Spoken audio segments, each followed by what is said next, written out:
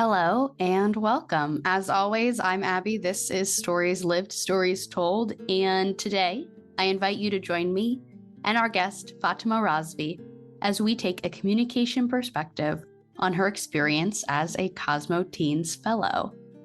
To take a communication perspective is to consider what we're making and how we're making it through our communication practices. So this means that we look at patterns and context, stories, and relationships, and that we use curiosity, mindfulness, collaboration, and dialogue to create better social worlds for ourselves. As I said, our conversation partner today is Fatima Razvi, one of the CMM Institute's CosmoTeenz Fellows. For some more context, the CMM Institute has created a few resources for teaching mindfulness around communication and relationships to kids. And those are the Cosmo Kids and CosmoTweens activities. And I've included links to those in the show notes if you want to check those out, since those are free resources. Obviously, the next turn was to expand this project to reach teens. And the thought was that there's certainly no better way to do that than to involve young people in the creation of the project. So Fatima and her fellows have created a comic book sharing each of their own stories and experiences with mental health. This conversation with Fatima is going to be the first of 5 conversations that we'll have with the fellows over the course of this month. And I'm excited to share with you what they have to say about their experience and what they hope this project can mean for people. So let's start the conversation with Fatima.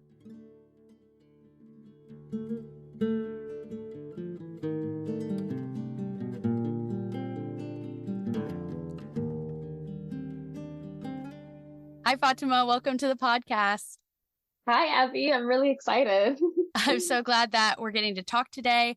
And to start off this conversation, this couple of episodes that I'll be doing with all of the CosmoTeenz Fellows, we're going to start with you because the whole foundation of your project is talking about mental health in teens. You're doing this project that's going to be a comic book. And I think the best place for us to start is talking about your own experiences with mental health and how that shapes the way that you show up to the project.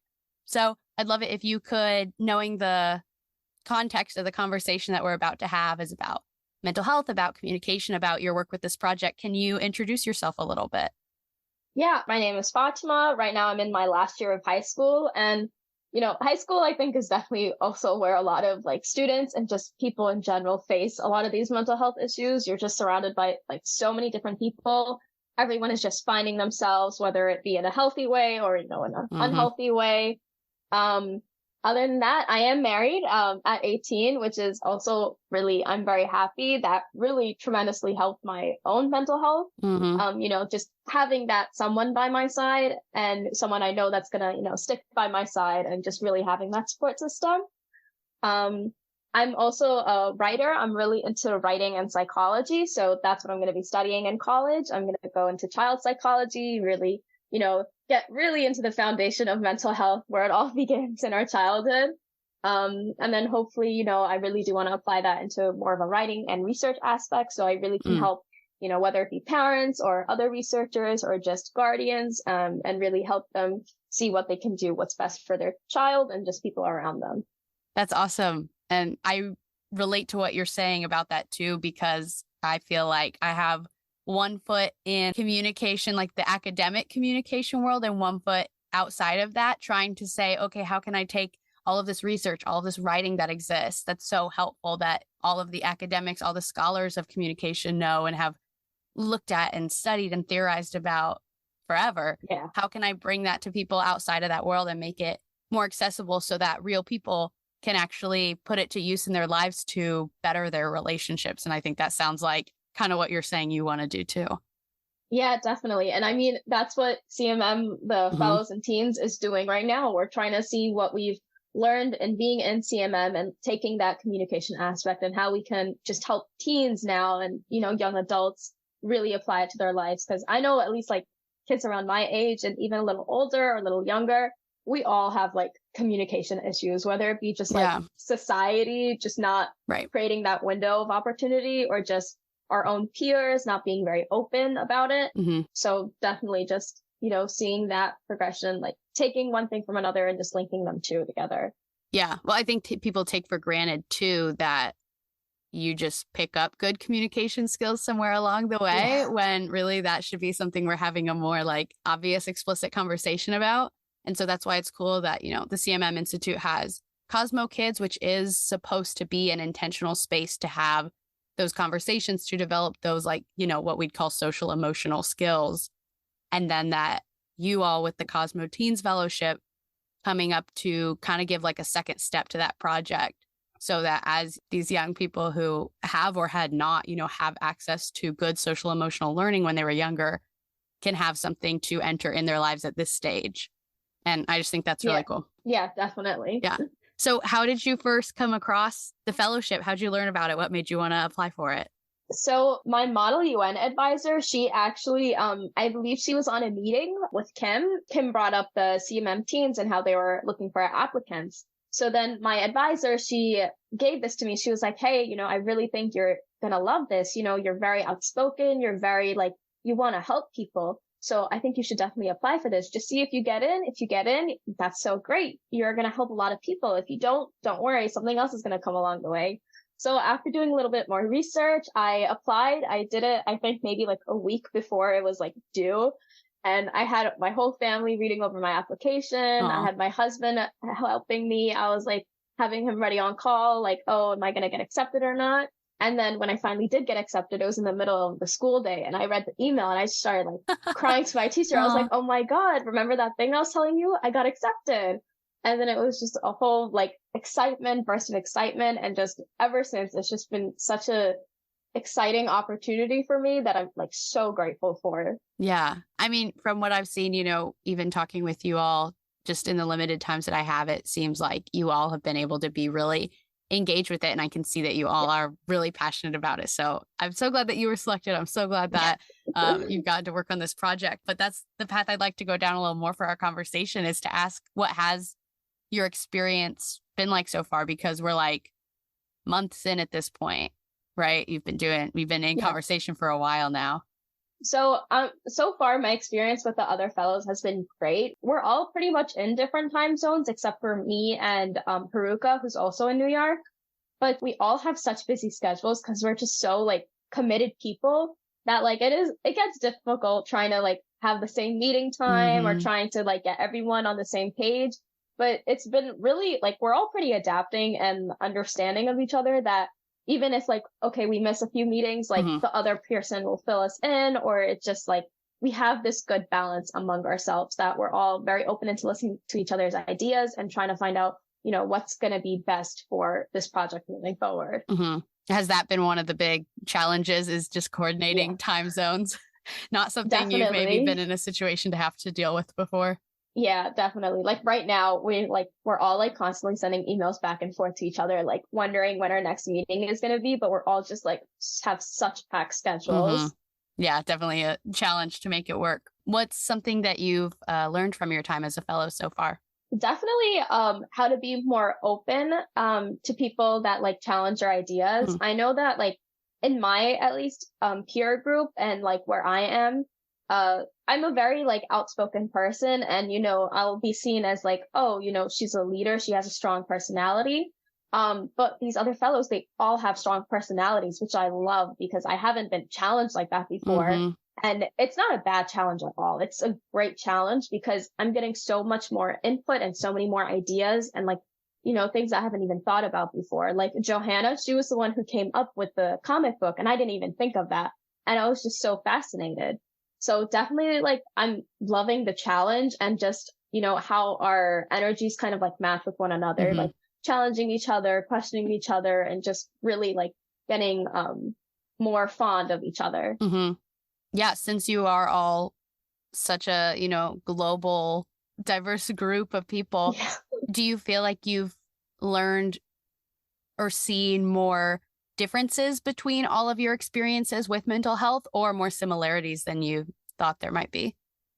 There are actually a lot more similarities than I originally thought there were, like, and definitely in terms of school too, because I know like for the US, we kind of like have this idea that like European schools are more like nicer and less like competitive, or especially for New York schools, because New York schools is very competitive. But actually they're pretty similar. That, you know, Johanna and Tamello, who both are in Europe, they have so much that they've dealt with themselves in like the school atmosphere, or just like their mental health atmosphere, and how it's been talked about in their upbringing, or whether it has been talked about or lack of thereof. And just collectively, we've all seen that, like, yeah, this is lacking, you know, the communication in this aspect is lacking for our peers. Yeah. Yeah. What has your own experience around mental health been that informs, you know, how you show up to this project? Personally, like I've been through quite a bit too, like a lot of like past traumas that's kind of like developed my personality more, or like, you know, how orderly I am and how I like taking control of things. That's definitely come up. Like, I know, like, first adjusting to high school, it was really hard because none of my friends went to the same high school. So I was like completely different slate, and just having to be open to other people, and just, you know, meeting all these different like personalities and types of people that were totally different from me. It was very overwhelming in that sense. And then just being a part of a big family too, you know, with 4 older siblings, they're all married, like they're all married, they all have their kids. And it's just a very like involved family that sometimes it can get a little too involved. Right. And that just creates a whole domino effect. So, you know, having that like sense of control for myself, that's really like where I've kind of took all the unhealthy aspects of my mental health, and I've created into, okay, this is things that I can control. You know, what can I control? What can I do better for myself so that I'm in charge of myself? You know, I can't control anyone else, but I can control myself.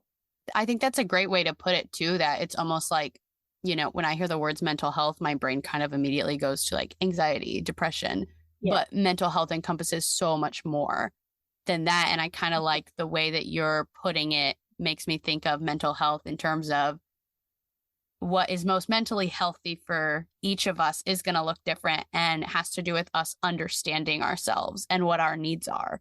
And that is, you know, the path to a version of mental health that we're all maybe on, you know, trying to get there for ourselves. But again, when we don't have all the best communication tools to explain it, then it becomes a lot harder. Yeah. And like for me, because in 10th grade, so about like 2-3 years ago, I went through therapy, and that like it really opened my eyes. Like, wow, I did not know how to communicate my needs without having that person tell me like, hey, that's not how you can communicate efficiently. There are other ways you can communicate. Like, I would get very overwhelmed. I still get overwhelmed when I have to talk about something that I'm not okay with. Like if I'm feeling really anxious or upset, I completely shut down verbally, but I could write pages and pages of what I'm feeling. Yeah. So my therapist then, she was telling me that, you know, you can write out what you're feeling. You can draw out what you're feeling, and people will understand you. You don't always have to be right out there in the front immediately talking about it. You can take that step back for yourself until you're ready to talk about what you need to talk about. Because even for like the other person who's receiving this information, like, for example, like if I'm upset with something about my friends, I might need to take that step back. And taking that step back, it gives us both space so we can have that mutual understanding when we regroup. Like, hey, I wasn't okay with this. And rather than each of us blowing up at each other, we already took that moment to decompress.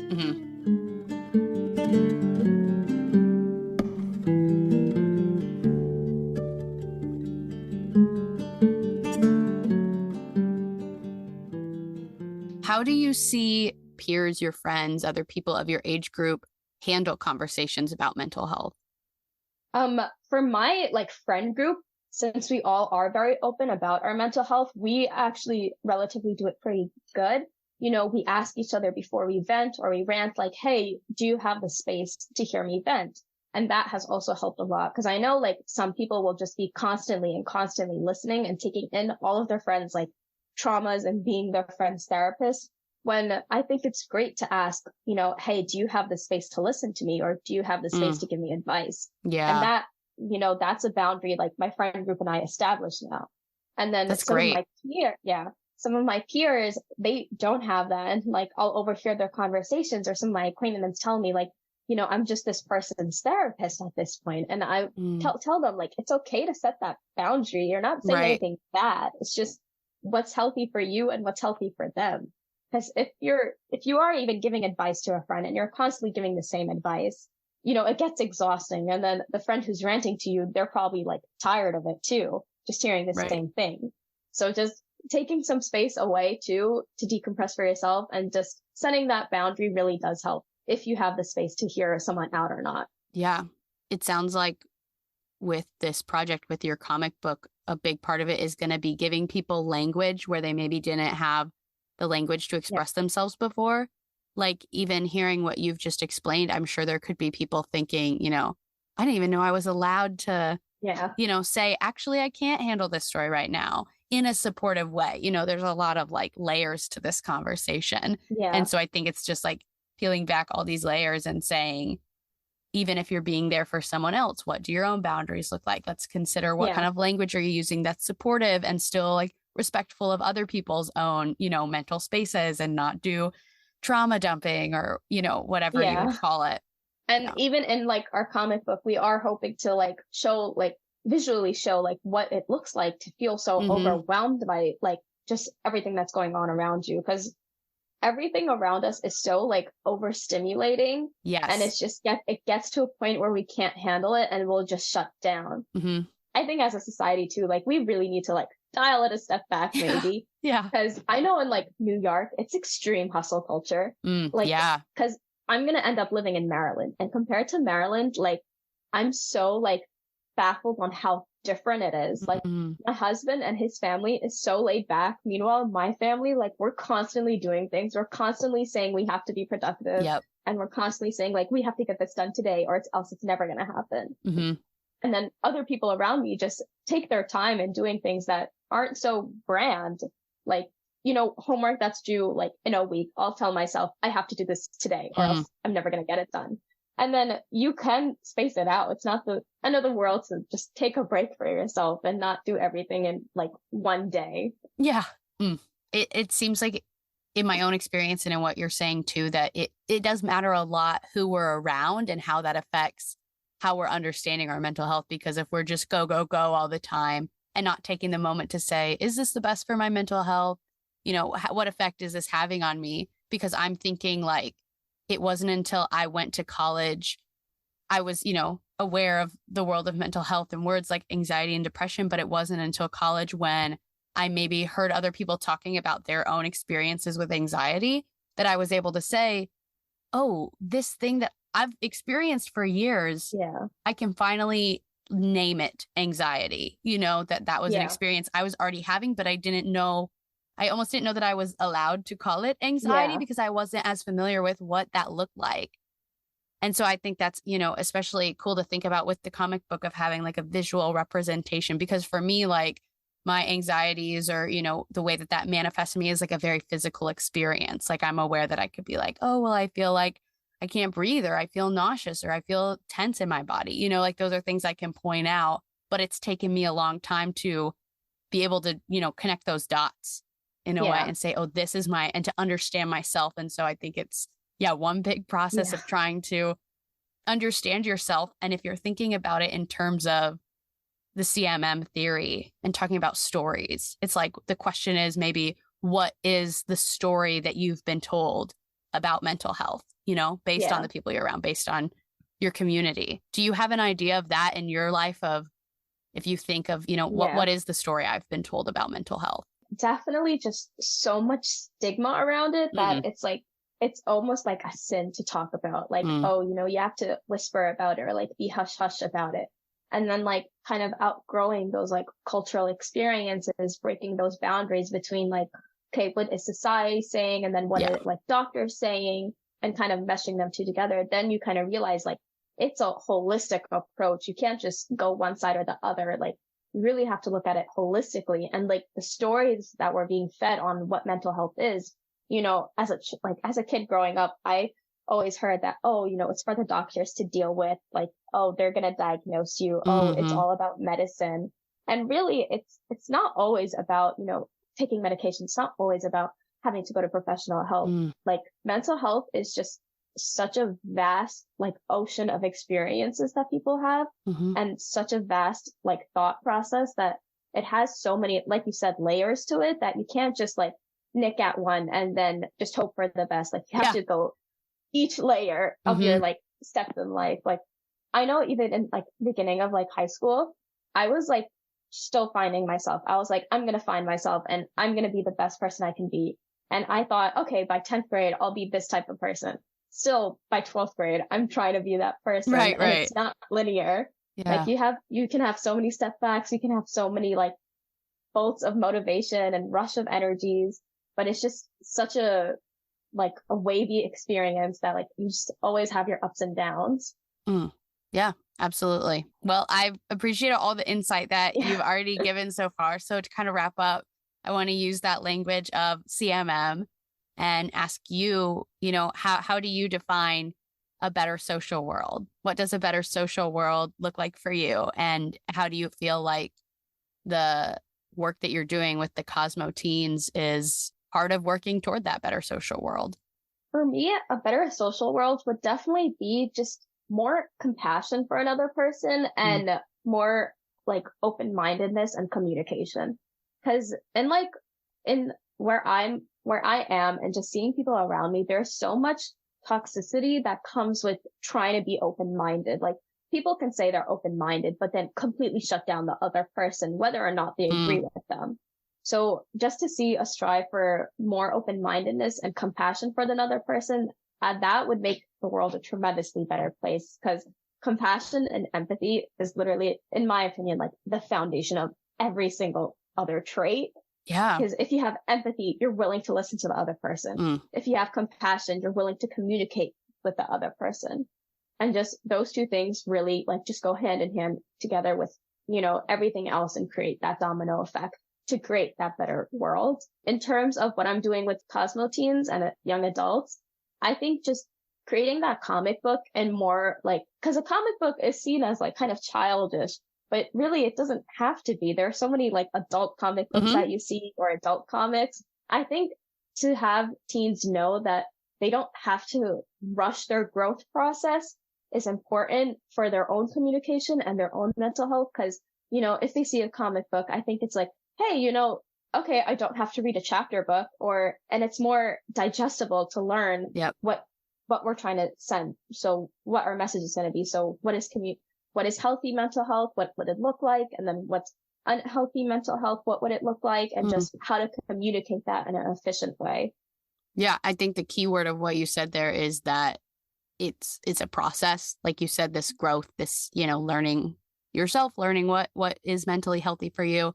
And in my eyes, yeah, the way that the CosmoTeenz, this comic book is gonna play a role in creating this better social world that you're envisioning is not that it has the answer, not that it fixes anything per se, but that it gives people the tools to go through that process. Definitely, yeah. In a way that sets them up for success. Yeah. And that's what we're trying to do. Yep, absolutely. Well, I'm excited to see what you guys create. Me too. Very excited. We're all in the process and we'll be sure to update everyone as we go through it. Awesome. Yeah. Any last comments you want to make today, Fatima? You know, just have empathy for the people around you. You never know what they're going through, and you never know what process of life they're in. Yeah. I love empathy as a really, really strong foundation point for everything else in our lives. Yeah. Cool. Well, thanks for talking to me today, Fatima. I appreciate it. I appreciate this opportunity so much.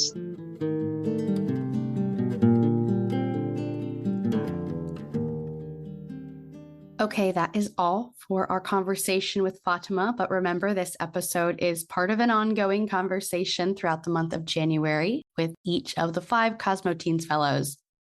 So you can join me each of the remaining Mondays this month to continue the conversation with the other fellows. At the end of each episode, I like to offer some questions to reflect on. This acts as a next turn for us so that the conversation doesn't stop when the episode does. Today, the questions I would have you think about are the ones that I have at the top of the show notes, which are: what kinds of conversations about mental health are you having with the young people in your life?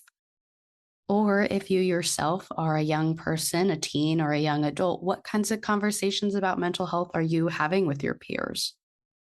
And then the other question I'd have you think about is how can you better take care of yourself and others when talking about mental health? And that question is inspired by some of what we discussed with Fatima today around setting healthy boundaries and checking in with yourself and with others when it comes to discussing mental health, since that can be a really heavy topic. So there's definitely some need to do some meta communicating there, as we would call it. Again, you can find these questions at the top of the show notes. I also invite you to reach out to me to share your reflections on these questions, as well as ideas or comments or other questions. You can do that through email, through the website, or by commenting on Instagram and YouTube. Again, all those links are in the show notes. Another great way to keep dialogue going is also to share this episode with someone you want to invite into the conversation. As always, I am supported by the CMM Institute for Personal and Social Evolution. This podcast is just one of many initiatives designed to create space for more conversations that move us towards those better social worlds we hope to create. Other initiatives are, like the one we talked about today, the CosmoTeenz project, as well as CosmoKids and CosmoTweens. You can learn more about these CMM initiatives at the link that I have provided in the show notes. Thank you for showing up. Thank you for being curious, and thank you for being a part of this story. Keep creating mindful moments, and until next time, I'm Abbie, and this has been Stories Lived, Stories Told.